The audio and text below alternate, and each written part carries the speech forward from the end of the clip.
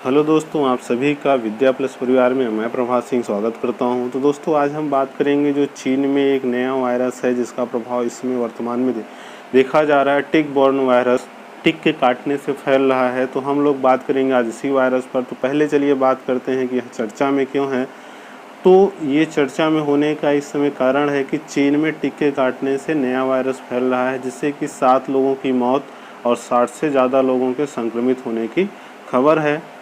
पूर्वी चीन के जियांगसू और अनहुई प्रांत, ये दोनों नाम आपको याद रखने हैं, में टिक जनित वायरस के संक्रमण के मामलों में लगातार क्या हो रही है, बढ़ोतरी हो रही है। तो पूर्वी चीन के जियांगसू और अनहुई प्रांतों में टिक के कारण एक नया वायरस देखने को मिल रहा है, यह कहना है चीन की सरकारी मीडिया ग्लोबल टाइम्स का।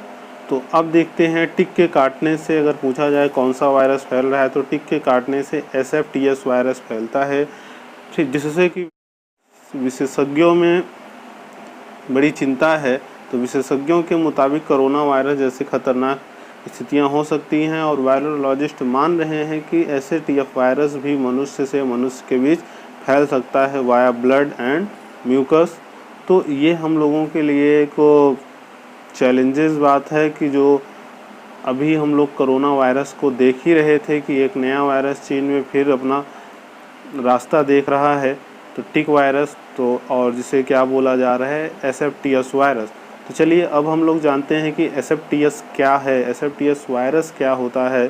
तो अगर आपसे पूछा जाए कि SFTS वायरस का पूरा नाम क्या है, तो severe fever with thrombocytopenia syndrome virus, और यह वायरस जो है बुओनियाना फैमिली से संबंधित है, ठीक। और यह मनुष्य के शरीर में टिक के काटने से प्रवेश करता है। तो इससे आप इस वायरस का आपसे पूरा नाम पूछा जा सकता है, और यह वायरस किस फैमिली से बिलोंग करता है ये भी पूछा जा सकता है। बुनियाना फैमिली का वायरस है ये। अब हम लोग बात करेंगे आगे। तो यह वायरस कोई नया वायरस नहीं है, इसकी खोज चीन में 2009 में ही की गई थी, क्योंकि चीन के हुबेई और हेनन प्रांत के ग्रामीण इलाकों में वायरस से होने वाली बीमारियों के कुछ मामले सामने आए थे। मतलब 2009 में ही चीन के हुबेई और हेनान प्रांतों के ग्रामीण इलाकों में यह वायरस देखा गया था, और चीन ने 2011 में इसके पैथोजन कैरेक्टर्स के बारे में पता लगा लिया था। तो ये वायरस नया नहीं है बस, लेकिन हाँ, अभी तक इस वायरस के लिए टीके का विकास नहीं हुआ है, और इस वायरस के कारण जो मृत्यु दर है वो काफ़ी ज़्यादा होती है। तो चलिए अब बात करते हैं हम लोग किस पर कि टिक क्या होता है। टिक एक तरह का कीड़ा होता है, आपकी स्क्रीन पर दिख रहा है। यह कीड़ा जनरल है, लगभग पूरे एशिया में देखने को मिलता है, अपने यहाँ भी देखने को मिलता है। तो टिक एक कीड़ा है या कीट है। यह बहुत तेज़ी से त्वचा से खून पीता है। जो अधिकांश टिक होते हैं उनका जो जीवन चरण होता है वो 4 चरणों से चलता है। पहला क्या होता है, अंडा, फिर 6 पैरों का क्या बनेगा, लार्वा, फिर 8 पैरों का क्या बनेगा, लिम्फ, और इसके बाद हम लोगों का क्या मिल जाएगा, वयस्क टिक।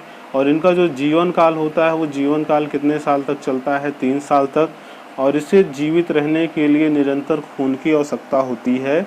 आपने अपने मवेशियों में, जानवरों में इस तरह का टिक देखा होगा, और आप अच्छी तरह से अब फिगर के द्वारा समझ गए होंगे कि यह टिक कौन सा है।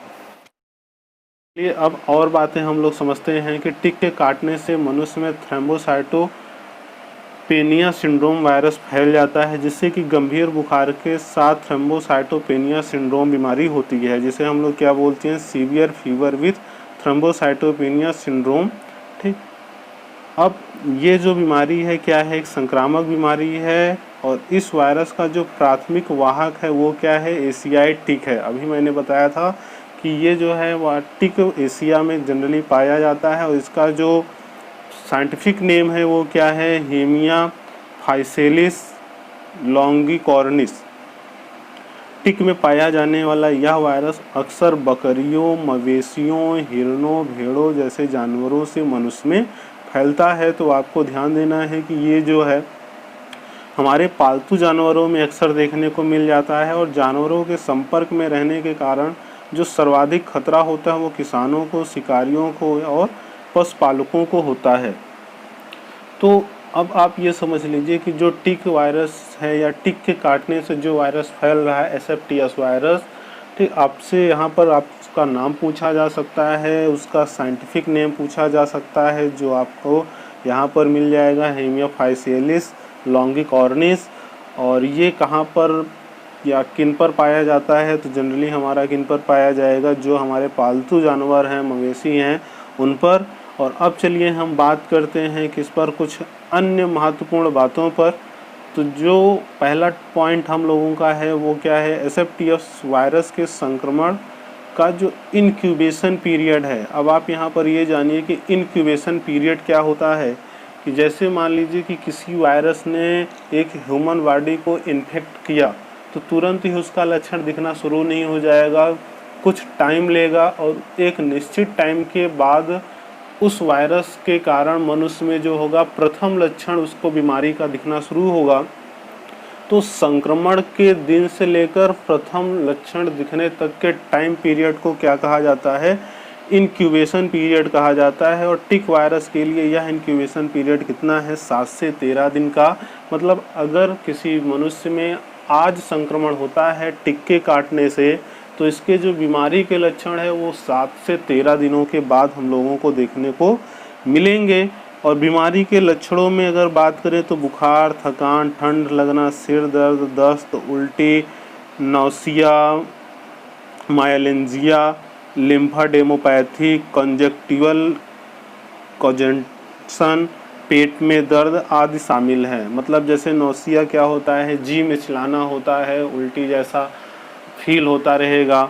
उल्टी दस्त तो नॉर्मल हो जाएगी इस बीमारी में।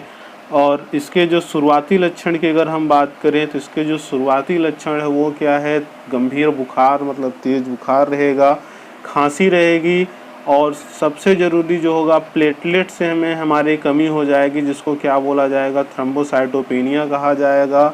श्वेत रक्त कणिकाओं मतलब WBC में कमी होगी, जिसको क्या कहा जाएगा, ल्यूकोसाइटोपेनिया कहा जाएगा। तो इसके शुरुआती लक्षण क्या है, बुखार, खांसी के साथ प्लेटलेट्स में कमी और WBC में कमी।